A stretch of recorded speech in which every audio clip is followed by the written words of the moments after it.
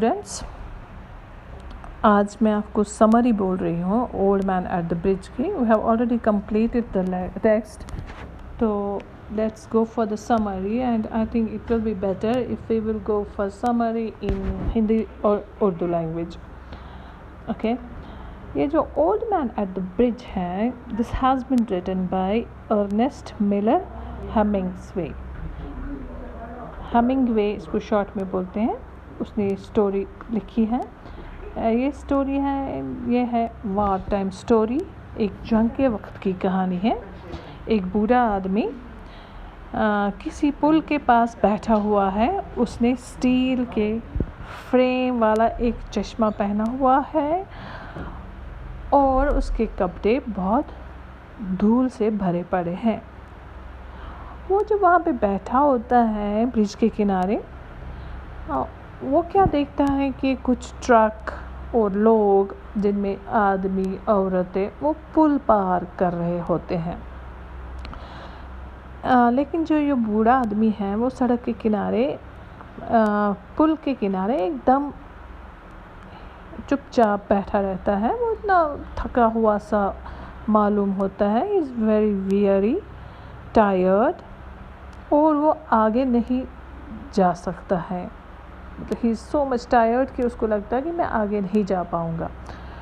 पुल के पार कुछ दूरी पर दुश्मन के साथ लड़ाई होने के आसार है. एक सिपाही को ये देखने के लिए भेजा गया है कि दुश्मन कहाँ तक आ गया है. वो सिपाही उस आदमी को पुल के पास बैठे हुए देखता है. वो जो सिपाही है वही असली नरेटर है इसमें.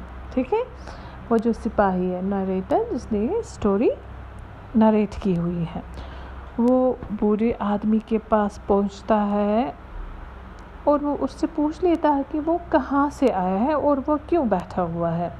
बूढ़ा आदमी कहता है कि वो सैन कार्लोस से आया है. इस बात के बारे में कि वो वहाँ क्यों बैठा है वो कुछ नहीं कहता. वो जवाब नहीं देता है उसको. वो सिर्फ इतना ही कहता है कि वो अपने कैटल, अपने मवेशियों, अपने एनिमल्स की देखभाल कर रहा था. और वो ये भी कहता है कि वो सैन कार्लोस का शहर छोड़ने वाला आखिरी इंसान था.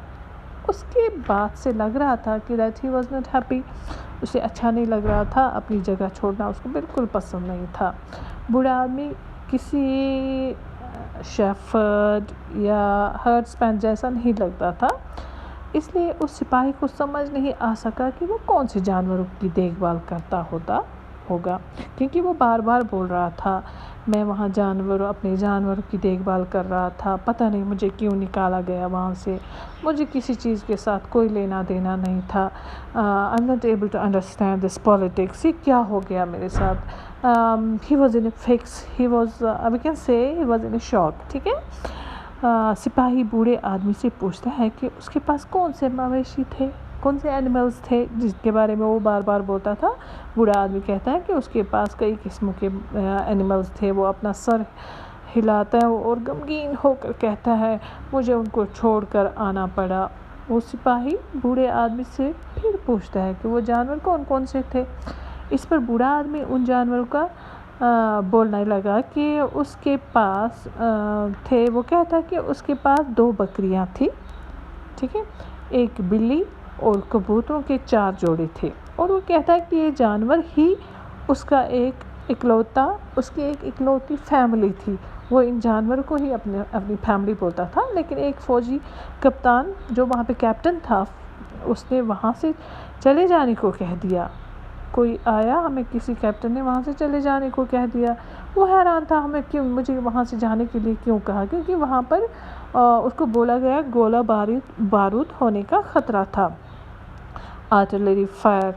ठीक है. बूढ़ा आदमी कहता है कि वो लगभग ही 70 years old और he is not interested in any sort of this politics. और उस सियासत से कोई ताल्लुक़ नहीं रखता. और फिर उसे वहाँ से चले जाने को कह दिया गया. ऐसे मतलब उसकी ना मेंटल कंडीशन कुछ लग रही थी कि वो बड़ा बेचारा हैरान परेशान था, ये क्या हो गया. वो जब इसके साथ बात कर रहा था, वो उसको बोला, मुझे पता ही नहीं चल रहा कि मुझे वहाँ से क्यों भेजा गया. वो बार बार उसको बोल रहा था कि मैं तो अपने एनिमल्स का ख्याल रखता था اور کچھ نہیں کیا میں نے، اور کسی پولیٹکس میں نہیں تھا. وہ کہتا ہے کہ وہ 12 کلومیٹر چل کر آیا ہے and he is not having now energy to move on, اور اس کو بالکل بھی طاقت نہیں ہے، آگے جانے کی طاقت نہیں ہے. بس اپنے جانوروں کے بارے میں اپنی فکر کرتے ہوئے بوڑھا آدمی کہتا ہے کہ بلی اپنی دیکھ بھال خود رکھ سکتی ہے، لیکن وہ نہیں جانتا تھا کہ دوسروں کا کیا ہوگا. اس نے پرندوں کا پنجرہ کھلا چھوڑ دیا تھا اور امید کرتا تھا کہ کبوتر اڑ جائیں گے. ٹھیک ہے نا، کبوتر اڑ سکتے ہیں، بلی اپنا خیال رکھ سکتے ہیں، لیکن وہ پھر بھی پریشان تھا، غمگین تھا. وہ جو پل تھا، پل کے ادھر سے ٹرکس جا رہے تھے، گاڑیاں جا رہی تھی اور ملٹری گاڑیاں زیادہ جا رہی تھی. ٹھیک ہے، لیکن یہ جو بوڑھا آدمی تھا وہ اپنے پاؤں پر بیٹھنے کی کوشش کرتا تھا، لیکن ادھر ادھر جھولتا تھا اور وہ پھر پیچھے کی طرف مٹی میں گر جاتا تھا. سپاہی دیکھتا ہے کہ وہ بوڑھے آدمی کی کوئی مدد نہیں کر سکتا. جو اس کو لگ رہا تھا کہ دشمن کی فوج کو آگے بڑھنے سے روکنے کے لیے آسمان میں کوئی جنگی جہاز نہیں اڑ رہے ہیں، وہاں بوڑھے آدمی کے بچ پانے کی کوئی امید نہیں ہو سکتی تھی. یہ بات کہہ کے بلیاں اپنی دیکھ بھال کرنا چاہتی ہے، وہ بس اسی چیز سے اس کو کچھ تسلی سی مل جاتی تھی بوڑھے آدمی کو. ٹھیک ہے، اور لاسٹ پہ بھی وہ یہی بولتا ہے بلیاں اپنے خیال رکھ سکتے ہیں، لیکن وہ بیچارہ یہ نہیں جانتا تھا کہ کون سی آفت آنے والی ہے، اور وہ ادھر کا ادھر ہی رہ گیا، مطلب وہیں پہ بیٹھ گیا، اسی پل کے پاس بیٹھا تھا.